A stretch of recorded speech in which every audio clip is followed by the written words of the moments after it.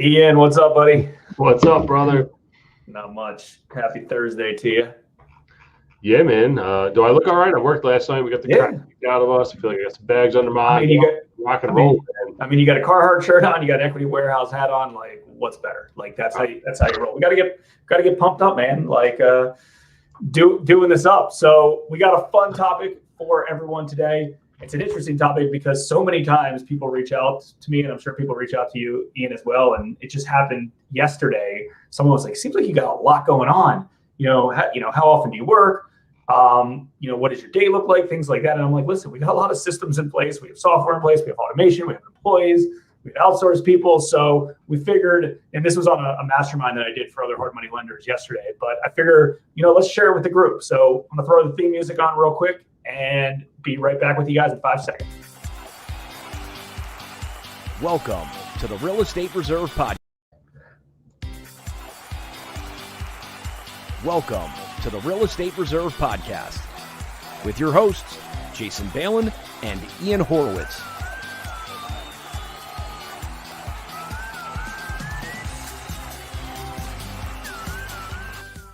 Sorry, I had some technical difficulties. It's so good you had to share it twice. I know. Sorry about that. All right, so let's hop in. Systems, software, automation. I think what we'll do is we'll kind of go back and forth a little bit. I'll share some stuff that we have inside of our business. You share some stuff inside of your business. Obviously, the interesting thing about real estate investing and real estate investors in general is a lot of the times it's just a one man or woman show. Maybe they have a business partner or a spouse, or maybe not. But it's a business that you can kind of do yourself. But as you grow and as you scale, it gets a little crazy, right? Like you're wearing a lot of hats when you do a deal, right? You're finding capital, you're finding deals, you're buying properties, you're selling properties, you're managing contractors, you're doing bookkeeping, whatever it is. You have to do some marketing, create websites and things like that. So there's a lot of different moving pieces inside the business. And, you got to have things in place and technology in place and processes in place. If not, you're going to drive yourself crazy.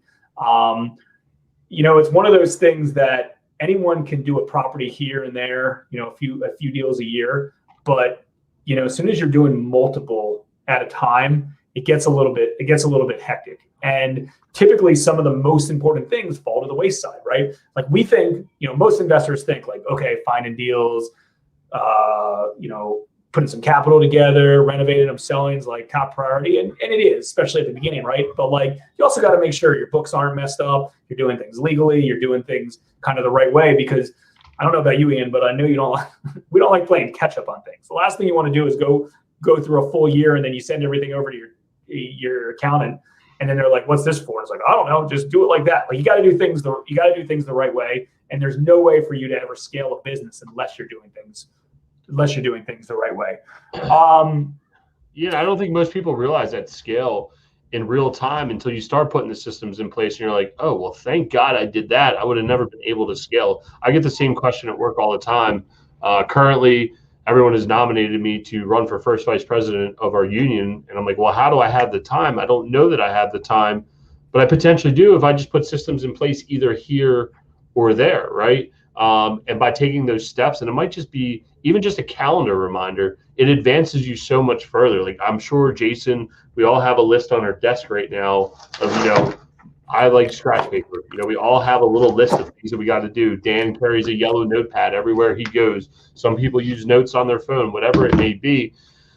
With that being said, by utilizing those just little reminder tasks, it takes you so much further because we all have a billion and one things to do, even though it's very easy nowadays to get distracted and say, I don't have anything to do. I'd just rather go cruise Facebook. Everything's in order, So I know a lot of salespeople, most salespeople still use handwritten notepads and things like that. I don't know why that is, but that, when we hire salespeople and just other salespeople I know in the business, it seems like they write stuff down. But there's a lot of good tools and technologies to do that. And again, think about this. If this is you've done one property this year, 2 properties this year, and you're like, how can I do 8 properties? I'm not 8 people. I didn't have enough time. When we started out with Hard Money Bankers, our first year, so 2007 was our first year. At the end of the year, we did 1 loan, and then we did 18 loans in 2008, right? That was our first full year. and it was myself and Chris, and we're like, we can't do any more business, right? We can't do more than 18 deals a year, right? I mean, I do more than 18 deals a month now, and it's significantly easier. But we just, you didn't know how to time block, you didn't know how to set things up appropriately. A lot of the times real estate investors were learning on the go at the beginning, right? So you're running through things that the second time around it's a lot easier because you have experience with it, right? So if something comes up, you're not the first time you do it, you're problem solving it to figure out what the issue is. The second time you're doing it, it's like, oh, I already had this issue, right? It works. I talked to a lot of people and I've done, 3,000 loans plus all the properties that we've done over the years, right? So typically I don't run into a point that there's that much of a challenge. It could be a very complicated, sophisticated deal where, a client might want to buy this property with multiple entities and cross collateralize this property, but they only want one of their, one person to sign, not the other person to sign, right? Like I've been through it, right? So you go through it, that could take hours of creativity and brain damage talking to attorneys and CPAs and title companies to structure that on the front end. So I will say that as you grow as a real estate investor and business owner, it gets easier, right? Your challenges are different. Instead of spending tons and tons of time on every detail in the business, you're spending the time on the creative stuff and the heavy lifting stuff and the managing and creating automations and creating systems. And, I'll kind of, one thing that is a real easy example to think about is, I don't know how you are, if you're the type of person that gets a lot of emails, right? But if you get a lot of emails and you catch yourself writing the same email more than 2 times or 3 times, chances are that's a common email. That's a common email that can be automated somehow by doing some sort of, Gmail template or some sort of other script that you can put in place. So for the most part, 50% of the questions that I get via email are the same, right? All the time, right? So I've got a Gmail template for almost everything. I insert the name. It's like, hi, Ian, here you go. Push submit, right? So instead of me spending 5 minutes to write an email, it takes me 5 seconds. So just where do you Rolodex all your templates? In Google Sheets or no, in Gmail. Oh, right in Gmail. Look at that.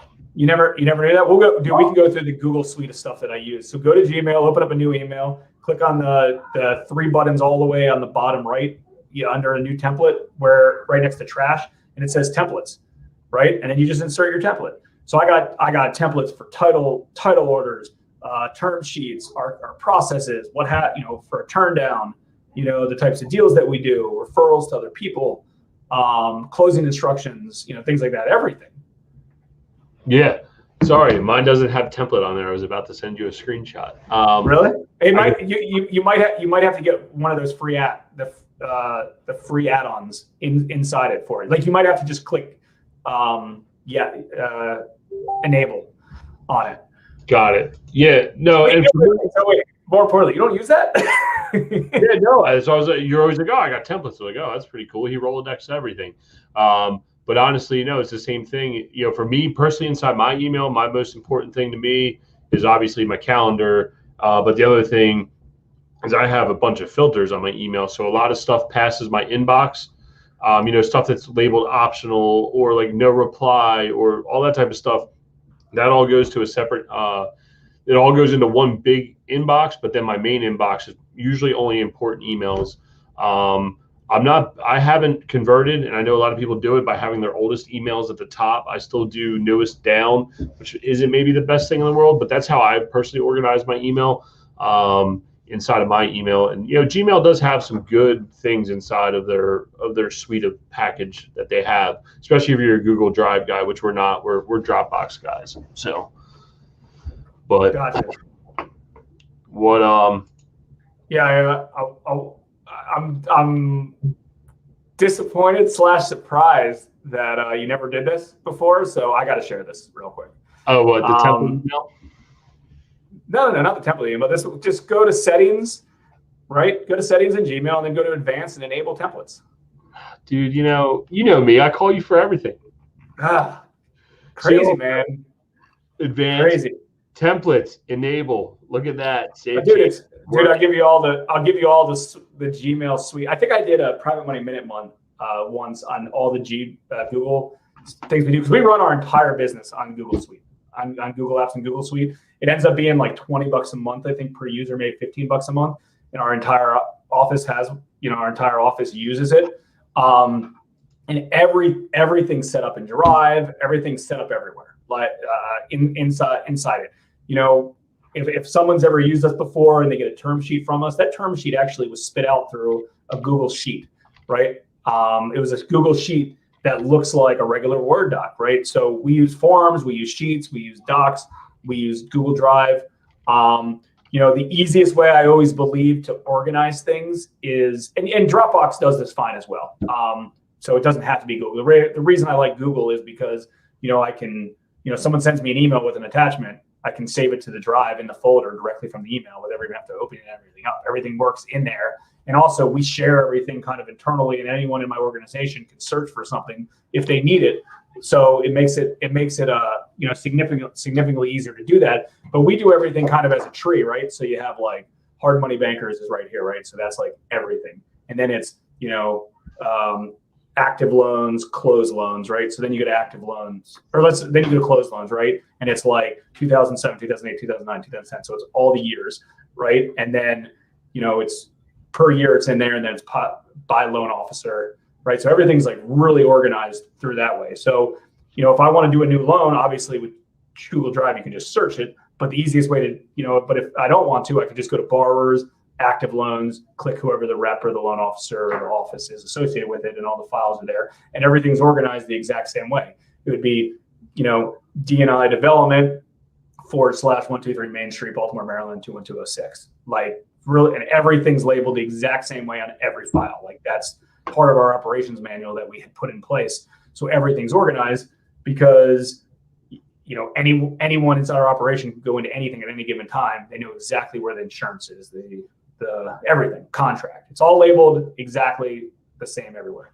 Yeah, something that worked for us early on, like when we were just getting into business, because I think a lot of people take time. You were talking about Dropbox, organizing things, but like closing properties, just having a closing checklist going into it. Like I know you as a lender probably have a closing checklist. Us as buyers, we should all have closing checklists, whether it's on the way in or the way out or the refinance. Because there's a lot of times you see the email. I love when someone like a lender sends us an email, gives us 10 bullet points and says, this is what you need to do. Cool, print it out, check, done. And then inside of Dropbox, we know every single time we need a bio write-up for ourselves. We need our not balance sheets, personal financial statements. We know we need our tax returns for X number of years. So we already have a file, completed tax returns, point, click, we're done. And knowing what your end user wants from you, whether you're a lender, a buyer, a seller, a refinance, or whatever it is, knowing the lender needs X, Y, and Z, I can do that. Knowing my contractors need these things to do their job, or you need these things from them to do our job, it makes it go so much smoother. We had a lot of years, I don't want to say we're flying by the seat of our pants, but hey, contractor, I forgot to get your W-9. Now everything's on Gusto for payroll. We pay our contractors through there. We keep all their W-9s. They fill everything out online. We ACH them all through that app. And it allows us to pay them directly that way. Payments are so much quicker. We do less check writing, and we get their certificate of insurance. We get their W-9s, and we get all their pertinent information about them. So at the end of the year, when it's time to file taxes, we don't have any exposure, or God forbid something happens, we have all this stuff properly documented on our file. So there's a lot of good things.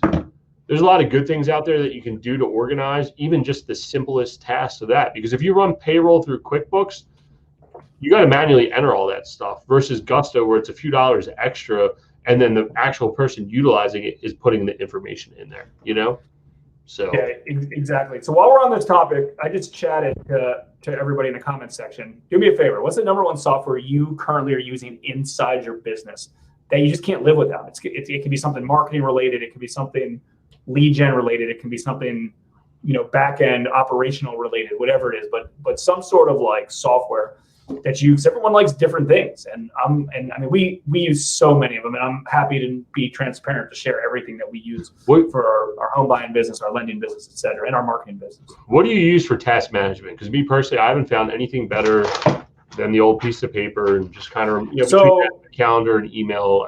Define task management. Are these to-do lists, daily items, or are they short-term projects, or are they long-term goals? because there's different things for everything. Daily to-do list, because I think that's the thing that we all work on the most. I'll be honest with you, just real quick, not to get too far off topic. My long-term goals are written down inside a goal sheet that I got labeled 2020 inside it, or 2021 labeled inside a Dropbox, and it's got my mid-year long-term goals. But for daily task management, because I think that's where a lot of us get sucked into, and as business operators, we don't want to be sucked into the minutia of, oh my God, I'm working in my business rather than on my business. So how do you manage your task management on a daily basis? So I typically do a few different answers, a few different parts. My goal sheet long-term is like yours. It's up there. It's on Google Drive, and I reference it. I also usually hang it on walls and things like that of what needs to get done. And sometimes, like if this is my to-do list for today, and we'll go through that in a second. Sometimes I put my shorter term goals on here as well. And I remember, and I transfer them sometimes from one page to the next, right? Like if everything's done, I'm ready for a new page, but that's not done yet, I move that to the next page just because it's kind of front of mind. I don't put long-term goals on this because it's, I don't know, because long-term goals sometimes are overwhelming because they don't happen that quick, right? So my daily stuff that has to get done, I do on a checklist and on my calendar. Sometimes I timestamp, I put them on my calendar as well. And I'll give you an example. So I had a private money minute topic that I had to do today. And, I just wrote down, in my calendar, at a certain time, exactly what that was. So I'm looking at my calendar and there's a few things on here. I gotta order some additional beer keeper cooler koozies, for our swag bombs that we send out to clients, little things like that. And when I say order it, I just got to shoot an email to the company that we order them from. But it was just something that I have to do, right? So typically I'll put 4 items on my calendar, and the reason why is because they come up. The reason I use my calendar, I've used Evernote for long periods of time, but you want to use something that I've used Notepad, inside your iPhone. The Notepad's good. I have, tons and tons of stuff. That's more brainstorming stuff and spur of the moment. I like Calendar because it kind of just sets up a reminder of oh, hey, don't forget to do that. And you can do that on other platforms as well. But I'm inside Google Calendar all the time, right? So It makes it easier for me. So, and usually I'll be laying in bed or I'll be walking, or I'll be doing something, and I'll be on the phone and be oh crap, I need to call so-and-so, right? So I'm not in front of my notepad, right? So I'll write that down. And then usually let's say, I'm sitting in my office around 10 o'clock in the morning, and it's cool, I got to grind real quick. What's everything I need to get done before lunchtime, right? I'll just write them all down. One thing that I learned from one of my business coaches years ago, and I think one of the reasons that salespeople use something handwritten like this is they get satisfaction showing when something's completed. So I love crossing something out. It makes it feel real and completed, and it makes me feel good about it, and it's physical. So it makes it so much when I'm deleting something from my calendar of I did this, yeah, what do you do? It doesn't mean as much. No, it's not the same, especially if it's a daunting task and you really get to scratch it out, Yeah, I get excited, and you can't leave your office until you do some of these things. And listen, some of these tasks are big tasks, and some of these tasks are little tasks. Go ahead. No, I was going to ask you, and you keep wrapping here. I was going to ask you, so every day, me and Dan usually at the end of the day, we'll, some days we're going to the gym, we'll talk about what we got to do for the next day. But usually at some point during the day, we'll stop in each other's office before we leave and say, what do we got going on for tomorrow? Or we need to do X, Y, and Z this week. It has to get done. Do you and Chris do the same thing on a daily basis? No, because I think my stuff, I think my, you have a few deals at any given time, right? You have a few deals that you're working on, you have a few deals that you're executing on. Mine's different. Mine's more hey, I followed up with everybody today. Tomorrow, I'm going to have another 100 leads that I got to go through, right? The phone ringing, emails coming in, loan applications coming in. So me personally, I got 100 leads, that I'm going through, and I have to prioritize some stuff. So like typically I have like, transactional stuff. Like if it's broken down into 3 categories. So I got like transactional stuff, then I have like marketing stuff that I do, and then kind of like miscellaneous growth stuff. Like, today we had, a finance meeting with, a few people in my office. We did it via Zoom and, analyzing reports, going through things, making sure, as we wrapped up the last quarter, because it was from January to March. We do it every month, but set up. But we went through some of those months. So I typically have like a few things that day, like time wise, right? So it's like Ian and I are doing a podcast. Maybe Chris and I are doing a podcast. Maybe I'm getting interviewed for a podcast. Maybe I got to go run appointment. Maybe I got to meet with this person, or maybe I'm doing a call with this person, right? Like things like that are pre-planned. That's on my calendar, like pre-planned. And then I have stuff that's just like come spur of the moment, right? So like when we're done this podcast, I got 2 voicemails, right? Since that's called, right? So I'm going to go through those and figure them out. Like I've got one of our borrowers I do a lot of loans for reached out to me this morning, and he was like, "Hey, this is the deal." And I was like, "Yeah, we're ready to go. We're good." I gotta prep everything internally. It'll take 20 minutes and, send that over to Terry in my office and she'll kind of run it, but I got to prep everything first for it. So, I think mine's a little bit, I would say I don't want to say regimented, because I don't know if that's it, but like mine's not all that unknown. It's kind of the same stuff over, kind of throughout. If that makes sense. Yeah, no, it all makes sense, because that's part of the problem, is that we're all doing the same task almost every day, and it's like you almost need some of these checks and balances in place to do things, right? Like, and that's why I asked if you talk to Chris every day about certain things, and I know your business relationship, certain things you do and I don't do, or there's just some things that go unsaid. Like Dan handles a lot of the QuickBooks, and I only really know about QuickBooks unless there's an issue, or he says, "Hey, tomorrow we need to fix X, Y, and Z," or "Hey, idiot, you forgot to do this and I need some help," right? Like that's where, because, another thing that's stressful and a lot of people don't want to talk about, these systems, softwares, and automations, there's a big difference between business partners that both have a common interest in doing something versus employees who sometimes aren't always motivated the same way as the owner of the company is, right? And having system, software, and automation in place allows the employee to know directly what maybe they want to know directly what they need to do that task each day, right? Like they need to take the time to understand, okay, I need to do these tasks, because business owners, it's very easy for us to think broad level, versus employees. Sometimes it's easier to think, well, I don't have any tasks to do, so I don't need to do anything today, versus saying, here's your task, let's go out. And if you got an employee that's a rock star, like the employees that we all have that are like, okay, well, we all have a common interest here, let's get it done. It makes life a lot easier. Yeah. And again, like, the wrong systems, the wrong automation, the wrong employees, the wrong outsourced people will kill you. Like, it's just that simple. Like, we have to interview, we usually get a few hundred applicants in and, wean that down and do a few interviews in order to find the right person, because, you're spending time, resources, there's trust. That in real estate, they're accountable for money, for real money, yours and somebody else's money. So like they got to be the right people. So like a lot of our stuff, like yours, is a well-oiled machine, right? And you can put a new, you can replace that person with somebody else and put somebody into the machine to continue. And I think that's important. And I'll tell you, like, a lot of people are scared. I was, when we hired Terry, that was and 7 years ago, maybe, like, and I was working with one of my business coaches then. That was one of my biggest fears, because like that meant I was originating and underwriting, and then she was processing, right, and like managing the portfolio and back off, and doing construction draws. And I was scared that I was relinquishing too much control. And like, well, I'm not going to have my finger on the pulse of what's going on, right? But we hired the right person, and that, I'm fortunate. That might have even been a lucky hire, right? Because I didn't know as much as I know now related to that.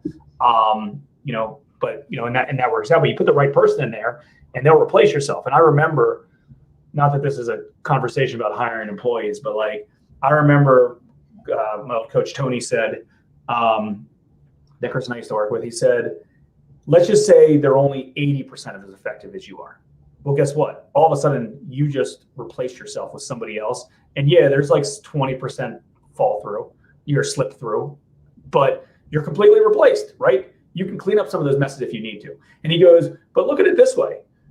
There could be a chance that that person is 100%, 110% as good as you are, right? Because you're hiring to their traits and to what they're good at and what they like doing. And that's what happened. They're better than me at my own job in that particular realm. So I thought I was going to lose control. I didn't want to, relinquish control, but it ended up being a better thing. And that's tough for that's tough. And you hire the right employee that treats your money and your business and your company like it's their own. Yep. Well, we each know each other's company very intimately, right? And we know your employees, my employees, and I think we're both very lucky in that sense. But I do have to say, do you think when you initially hire someone, if you didn't have those systems in place, that Terry would be that successful or Ryan would be as successful for us, right? Like, I know I had the same exact reservations, but okay, well, after 2 weeks or 3 weeks, even Ryan was like, hey, man, we need construction meetings every week because I feel like I'm on an island. So to have an employee come to us and say that, it's like, well, yeah, I was thinking the same thing. And that's like great that he brought up this issue and we could instantly resolve it, right? And by putting that little system in place, it was like, okay, now we're all on the same page and we're all one cohesive unit. And I would challenge to ask you, if you didn't have some of your systems in place, would Terry have been as successful from day one, or did you have to evolve like we did? Because we were kind of flying, just doing our thing, and it worked out for the good. But we had a system side by side hiring someone. So besides one time when we didn't know, we've never put somebody in place and say, hey, this is this side of the business, go learn it. Right. That's a recipe for disaster as far as I'm concerned. Now, I'm not stating that some companies, especially bigger companies, can get away with that, but that wasn't what we wanted to do.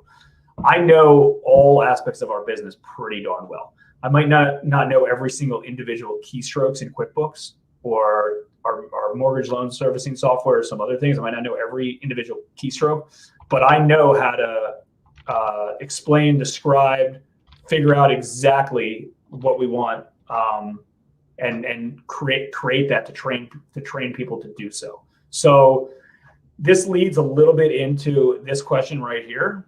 Would you suggest hiring a VA? And depending on where you are inside your business, possibly, that could work. Hiring a VA typically will end up being cheaper than hiring a full-time employee. You might not have a budget for it. You might not have a need for it, but you have to give them a clear path, clear direction, a clear plan, a clear operations manual. I would spend time, like real time, on creating exactly what they're doing, drawing it out, doing video screen shares, flow charts, everything. Like, even if you're not an analytical person, you have to, because crap in, crap out. That's just what it is. If they're not sure exactly what they're going to be doing, they're going to do it what in their head seems to be the right way, and that's going to be wrong compared to what you do. I've spent endless hours over the years, and not so much, recently, because we have a pretty good well-oiled machine, but in the past, endless hours, which with our servicing software, with our accounting, with our marketing materials, with hiring loan officers, with creating other offices in other markets, everything, like every little thing, right? So let's just say, and I'd also start them with small tasks and work your way up. I wouldn't necessarily say, oh, here's 100 things you have to do every day. Like, I would pick, a few, maybe 10 or whatever it is. And it says, okay, cool. You need to screen incoming calls. Okay, well, what does screening incoming calls mean, right? To me, it might mean something different than Ian, right? Like, tell them exactly what you want them to say word for word. When this happens, do this. When this happens, do this. When this happens, do this. Like, you need to be as descriptive as possible. Like, it's almost like take out a freaking colored pencil and draw like a 3-year-old or a third grader, and of exactly what needs to be done. Like, they're like, you got it. And believe me, that's freaking time spent. That takes time on the front end, but it works. And as you grow with them in the future, eventually, and if you heard our last podcast, we talked about this. But like, it makes a lot of sense, and it's true, is after they're up and running, let them create an operations manual for you, And the best way to spin it is say, hey, I just want to make sure we're on the same page and everything that you do is correct. I want to make sure there's no gaps that we could help fill in. Can you create some sort of write-up or manual of exactly what you do every day and how you deal with some of these issues, and then you can kind of go back and add, subtract, edit it as needed. Exactly. Yeah, those are all good points, especially with hiring a VA. With that being said, I'm pretty sure that's Pete's comment there. If I had to take a guess about being a well-oiled machine, I don't know if you could pop that up there about QuickBooks. I have a few minutes left, but Pete's saying, glad to hear D&I is a well-oiled machine, Dan. Maybe I can get my next QuickBooks tutorial from Ian. Only been waiting for 2 years, but my door is always open, Pete. So whenever you want to stop in, I'm happy to show you. But I do want to bring up a valid point here. One, had we not had our QuickBooks in place and understand our finances, and two, we didn't have systems and processes in place, we would not own 44 units in West Virginia with Pete, right?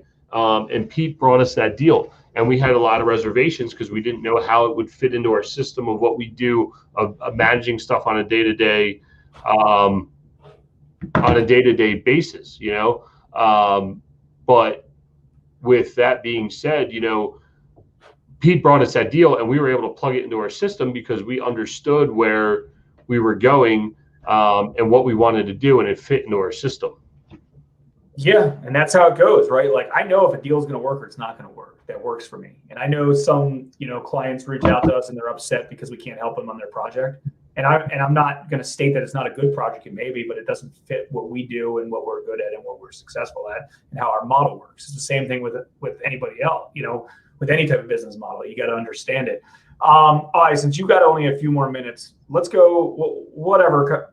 Let's throw out some other systems, software, and automation that we kind of use internally that somebody might not know about. I'll do a few. I'll give you the big ones. Go ahead. I got QuickBooks as our daily accounting. We got AppFolio for our property management software. And we got Infusionsoft for our CRM/email contact. And anyone that's bought the book has been through our ClickFunnels site. Those are really the four major ones. Besides, those are the big paid subscription ones that we really use to systemize and automate. Everything else is more free, freemium type stuff between Gmail, Dropbox, and that's really it, man. Those are the really, really big ones that we're utilizing right now, I would say, on an every single day basis. And then obviously StreamYard to broadcast with my friend Jason. So yeah, we spend a lot of money on software and outsource tools and stuff like that, and it goes a long way. And I analyze it at the end of every year when we try to cut our expenses, and we can only end up cutting them by a few $100 to see which we're not using anymore. But I hate walking in. Dan's got the list. He's like, "What do we need?" I'm like, "All of them." He's like, "One of them's got to go." I'm like, "Come on, man, we need them all." I know, and keep in mind, software is not expensive. I mean, my servicing software is very expensive, but besides that, Infusionsoft's a little much. But besides that, it's $29 a month, and I'm like, I was like, yeah, you know what I did this time? I signed up for WeVideo, to try to put out a little more content, all the videos we've been doing on your recommendation. I was like, yeah, Dan, just send a reminder 3 months from now. Let's see if I'm still using it. Just these, it also keeps me honest to say, okay, well, I need to do these videos, otherwise we're going to cancel this subscription, right? So it's a two-way. Yeah, no. Dude, I agree, and it all adds up. But the thing is it's like, I've had a full-time marketing person in-house. I've had an outsourced marketing company. I've had multiple outsourced marketing. I've had, people local in my office. I've had people out of another state, and I've had people out of other country. I've gone through all different types of things with all of this.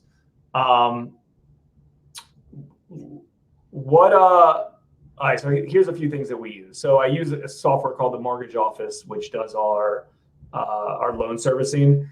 And even if obviously most people listening aren't doing loan servicing, they're buying properties. But I'll tell you a few key features that it has that you can benefit from as you're a real estate investor as well. Just the way that some of it adapts. I can email payment coupons. I can mail merge them to mail them. I can text them. I can, When we have private capital investors, I can email them reports. I can print out reports to them. I can text them. I can ACH funds from them. I can ACH money from borrowers. I can run detailed reports for different offices, different states, different loan amounts, lates, things like that. And the reason I'm stating this is you might have got like a little tidbit of like, oh, if I'm raising capital, I should pay out my private lenders more than I'm paying out. You know, if you're raising money and you're using private capital, and it might be a benefit to you that they don't want their money on the back end, pay them freaking monthly or pay them regularly, because guess what? They like getting that money, even if they say they don't want it till the end of the loan. They like that in real time, and that's going to entice them to give you more money in the future because you're touching them more and more and more and more and more. Okay, so I use that. I use Infusionsoft. I have a few different Infusionsoft accounts, but Infusionsoft is a CRM, completely customizable. I'm not gonna lie, it's pretty expensive, but it has so much flexibility, and the learning curve is really, really high. It takes time to do it, but it's great, and you can build it out anything you want. You know, anytime someone reaches out to me via phone, text, email, web form, anything, you know, I have full control over a lot of data, and you know, to use it for marketing purposes.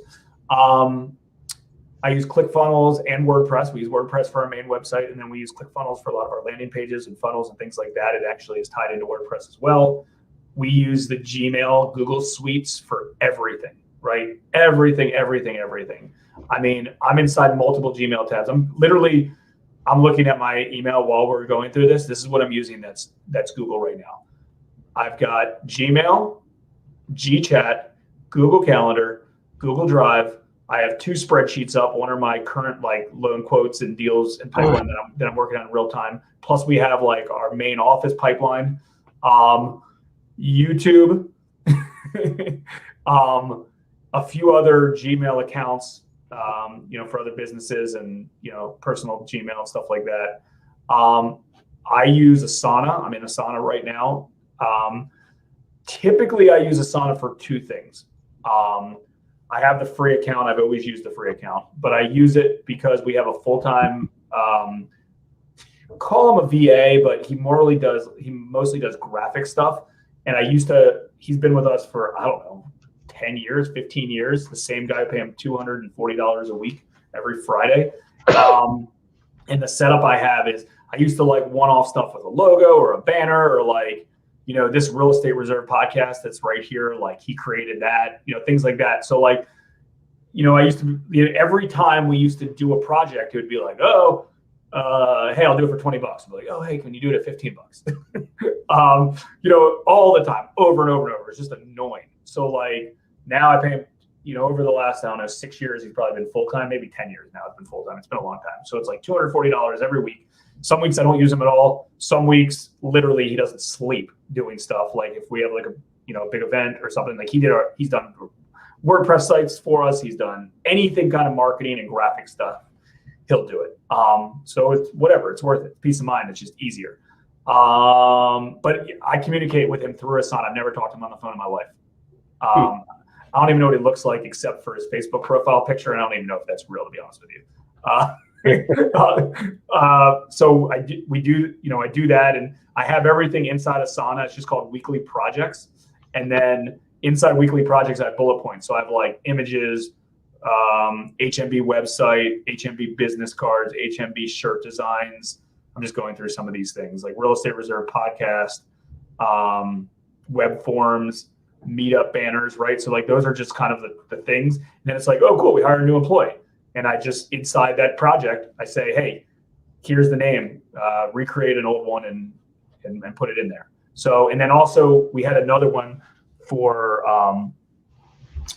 content that we create. It's just a content calendar. So it's like every Wednesday I do this, every Thursday we do this, every Friday we do this. And that's just a repetitive calendar in Asana. Yeah.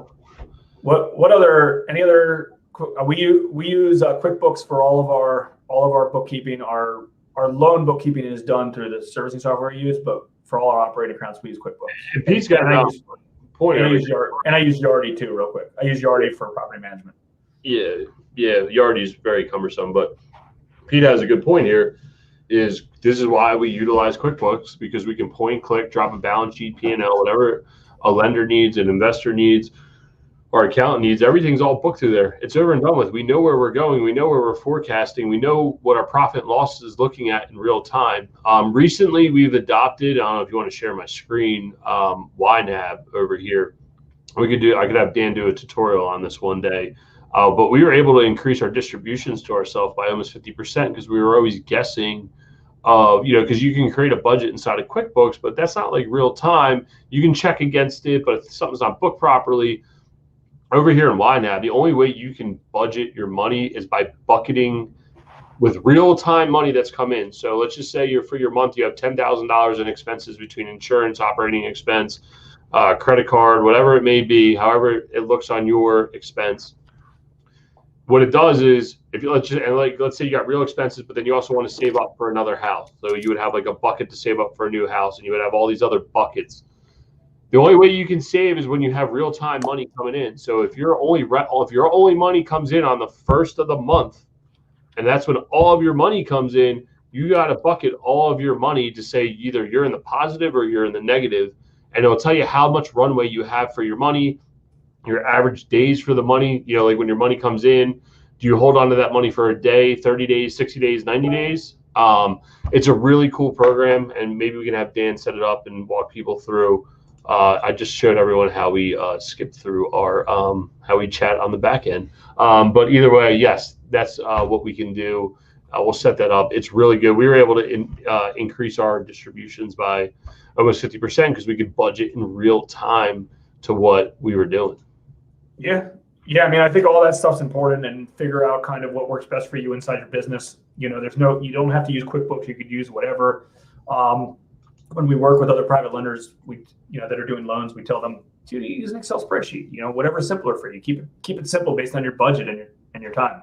So, John, appreciate it. I'm glad you enjoyed this topic. This is actually a fun topic for me to talk about. I like systems automation. I like the brainstorming stuff and being creative on stuff. Obviously, I like doing deals and being involved in that, and I do. But I really enjoy kind of automation and systems. And honestly, this conversation didn't even scratch the surface. I mean, it's probably 10x what we even talked about. Some of the stuff we use is just not top of mind.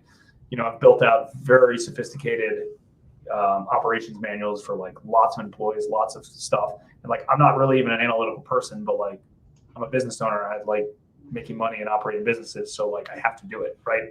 You got to do it inside your business. So it's important. So cool. Also, if you haven't hopped on to REInetworks.com, what are you waiting for? Make sure you hop on to REInetworks.com. We'll finish this conversation and many other conversations. We post videos and a lot of good chatters going on inside REI Networks. Completely free to join. There's nothing. There's no upgrades, or it's just free. It's a good social platform. Only geared towards real estate investing. So if you're a real estate investor, real estate professional, appraiser, real estate agent, commercial, residential, self-storage, whatever, lots of action going on there. Also, make sure, and we'll post this in REI Networks as well, make sure you RSVP for the meetup group this upcoming Wednesday. We have a big self-storage speaker coming on, and we're excited to do an interview with him. It's going to go, I'm excited about that. I think that'll be a good one. Yeah, definitely excited for AJ to come on here. It'll be a real good one. We'll be doing that as our Wednesday night meeting next week. And guys, hey, if anyone ever wants to jump on here, get interviewed, you have value that you can bring to the audience, we're here to interview local people who are doing local real estate deals. This show's for you. So if you have any content that you want, feel free to reach out to me, Ian@equitywarehouse.com, or you can find me on REI Networks. Shoot us a message, let us know what's going on, and go from there. All right, guys. Chat next week. Thanks for tuning in to the Real Estate Reserve podcast. Do us a favor and like, comment, and share our broadcast. It helps the algorithm and helps us spread the word too. Till next time,